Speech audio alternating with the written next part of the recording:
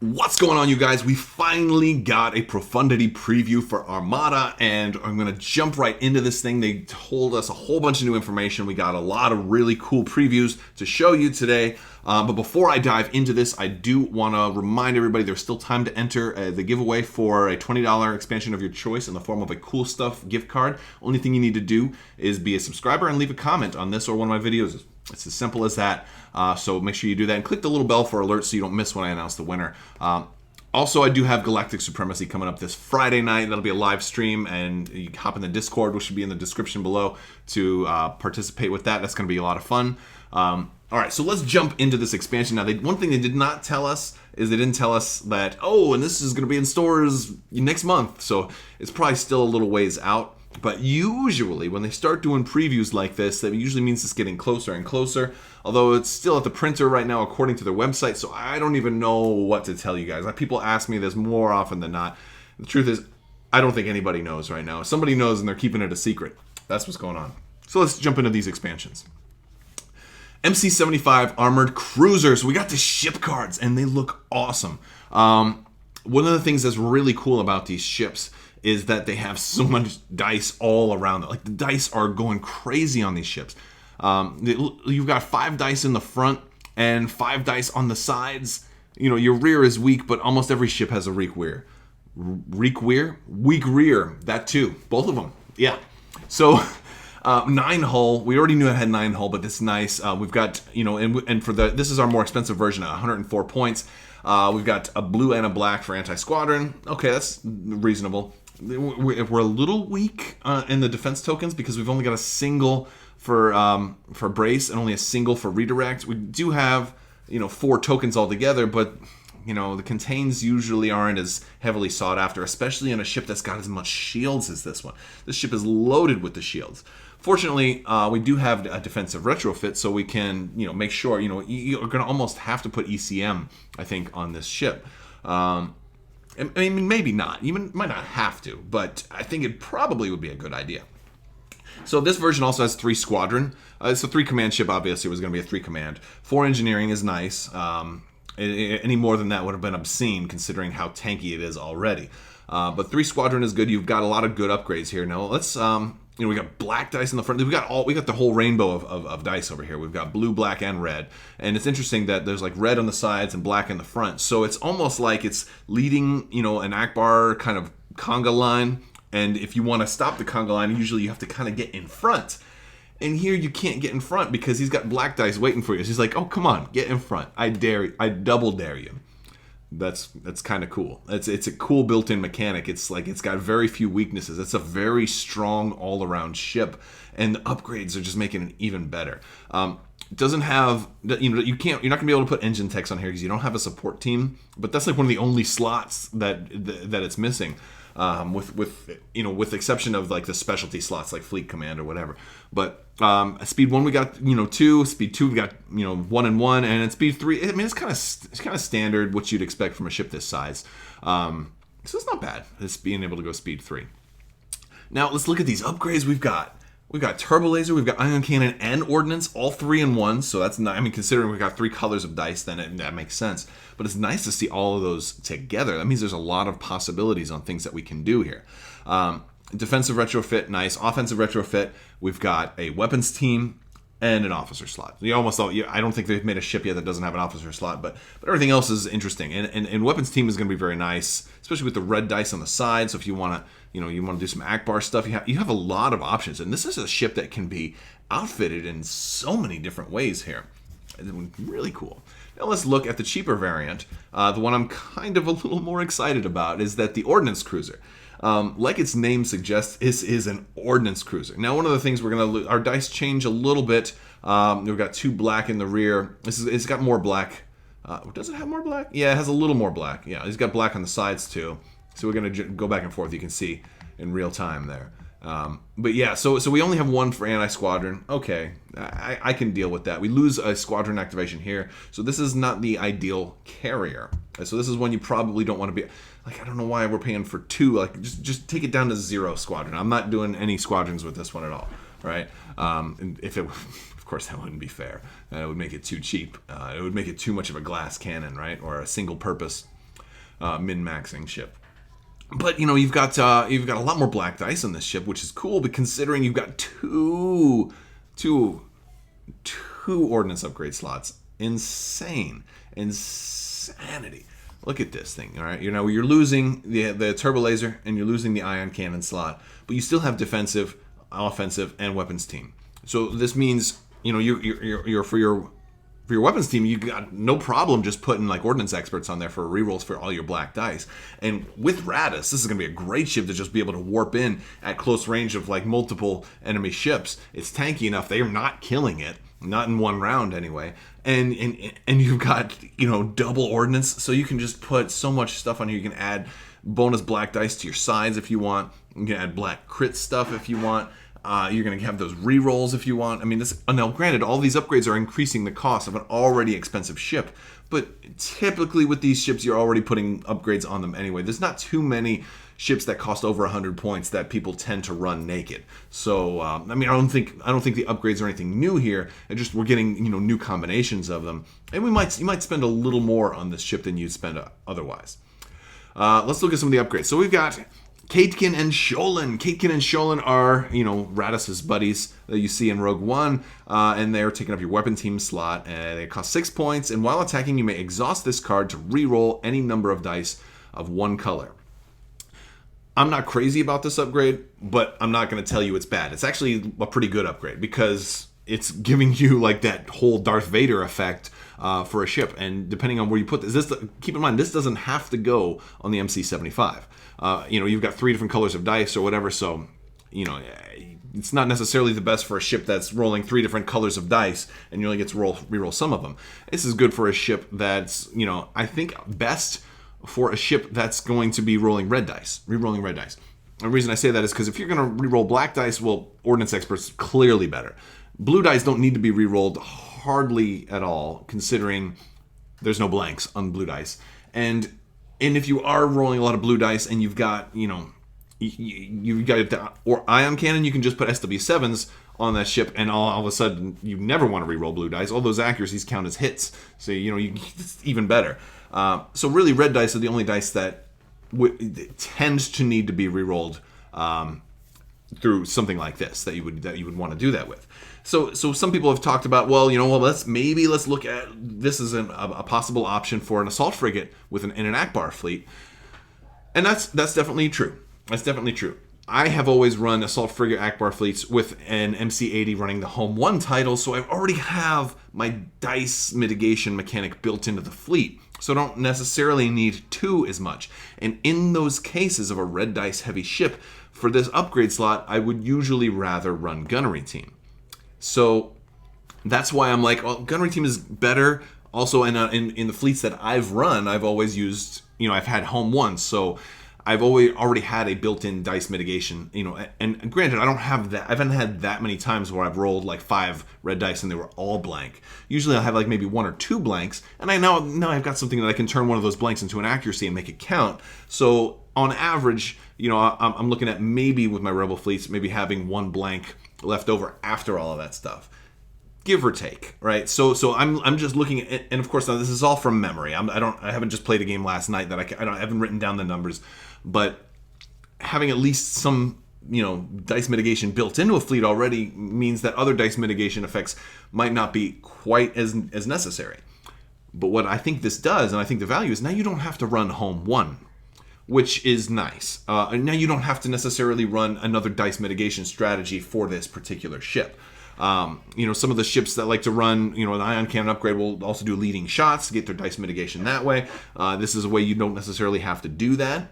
So it's definitely an option. I'm not as crazy about this because I've typically been doing things differently. But I think this is one that I think is gonna, as it kind of digests, as it cooks, stick it in the oven, let it cook for a little while, let it marinate. I think this is one that's going to see a little bit of play. Just not my favorite one of the expansions so far. So I've kind of run the whole gamut. Like, I'm not as crazy about it, but I do think it's good, and maybe I'll use it. Maybe not. Maybe I'll stick with gunnery teams. Maybe it's better having a whole separate shot. Maybe it is. But then again, on a ship like the MC-75, you don't need to, because you've got almost all of your arcs, you have the same number of dice. So maybe you want to take multiple shots from multiple arcs. So definitely got some options with a ship like this. Or with a card like this. This is interesting stuff. All right, let's talk about Jyn Erso. Jyn Erso does some interesting stuff for a boarding party. She's kind of cheap too, only 4 points. Of course, there's the opportunity cost because you're taking up 2 of your upgrade slots. When you reveal a command, you may discard a squadron dial or token and this card to choose an enemy ship at close range. Just standard so far. If that ship has no raid tokens, it gains 2 raid tokens of your choice. If that ship has an objective token, you may also gain a victory token. So, what does this mean? First off, this tells us, it talks about 2 different things. It talks about raid tokens. We're going to talk about that in a minute. We're going to talk about a victory token. So a victory token is something that is going to be referenced by specific objectives. So it is going to totally depend on what objective you're playing. A victory token might do nothing for you. It remains to be seen if there's going to be a rules reference entry like, well, if you're playing with an objective that doesn't mention victory tokens at all, a victory token probably does 0, but I wouldn't be surprised if they said, okay, a victory token counts as 1 point in the absence of all other things. But we'll see if they do something like that. But I'll tell you what a victory token is really going to matter. Basically, if you look at an objective card and it's got little points in the bottom right-hand corner, that's what a victory token gives you. So a lot of them, they're like 15 points, 20 in some of them, but there's 2 that are really, really a big deal. Capture the VIP is a yellow one, right? Coming on the Corellian conflict, 50 points for the objective token, but there's just a 1, right? Gives you 50 points for this. That's huge, man. That's like 3 flotillas. Not exactly, but Station Assault, 40 points, right? That's a red objective, also in the Corellian conflict. And those also happen to be 2 objectives that don't really get played very often. So I would not be surprised if we see the whole objective, the standard for objectives gets shaken up with this card. Now let's talk about raid tokens. Raid tokens are a new type of token that go on a ship, and once it has those tokens, it cannot do commands that match that. So this tells me that this expansion is going to come with 4 raid tokens, 1 for each command. And so Jyn can pick which 2. Like, so if in this example they show a quasar, if you put squadron on a quasar, that quasar can no longer do squadron commands. That's nasty. That's really nasty. That's crippling. That basically kills a quasar. Basically. What we don't know is if there's a way to get rid of raid tokens. And, of course, there's not every card from this wave has been spoiled yet, so there could be a way to get rid of these tokens. It could be new objectives coming someday that will deal with raid tokens or allow you to get rid of any token. Who knows, right? Maybe this is what Gauntlet Fighters do, because there's that mystery symbol that we haven't, that we're still speculating what the Gauntlet Fighters do, that are coming with the Chimera. Maybe the Gauntlet Fighters have something to do with raid tokens. It would almost be thematic if Mandalorians dealt with boarding and getting up close and personal instead of just shooting. Maybe.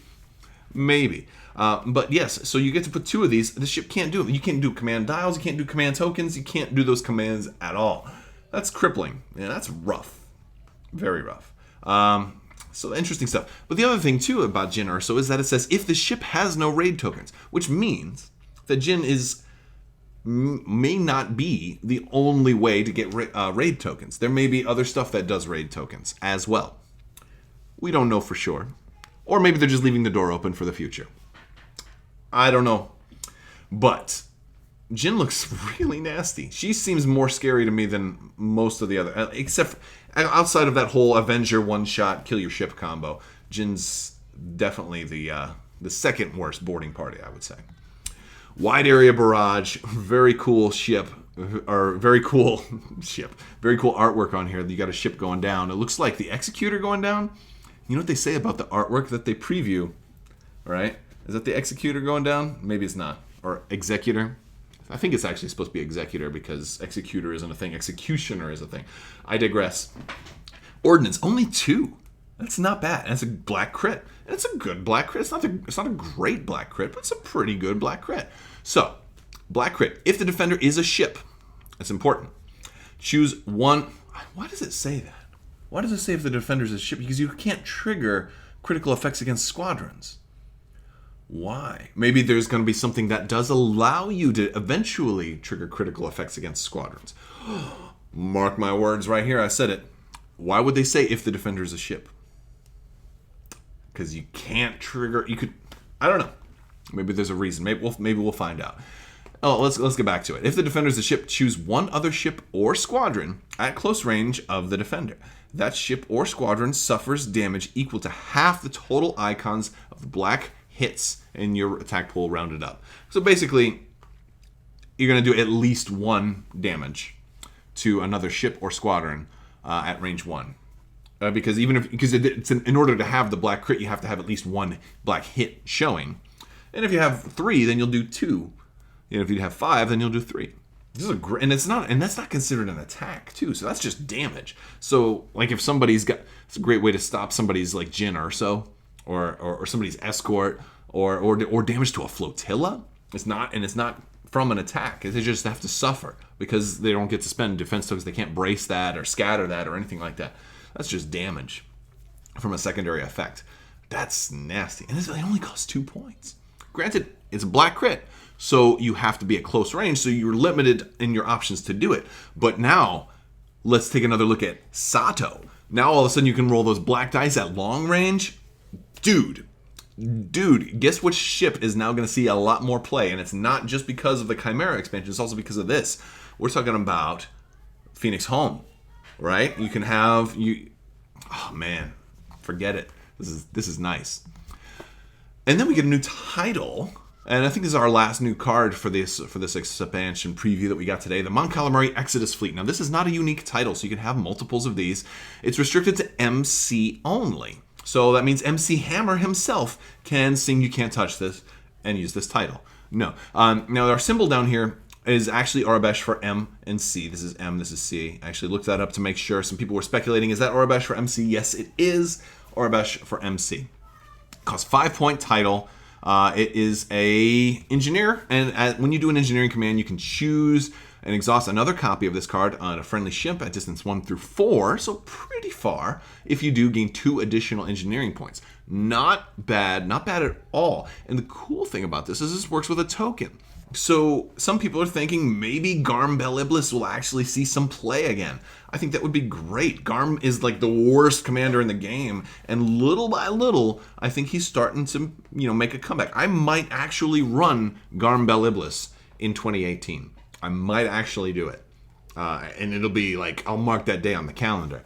I still don't think I'll run Garm Beliblis because I think I'd rather run a flotilla. And just hand out tokens at the beginning of the game that way, or just have everybody just do a bank and engineering token first turn of the game for just do it that way rather than run Garm. But maybe I don't know, but it's cool. This is our first thing that's like MC only. Like X-Wing does stuff like this all the time with like TIE Fighter or TIE only. But it's kind of cool. This also tells me that I have a feeling we're gonna see more MCs.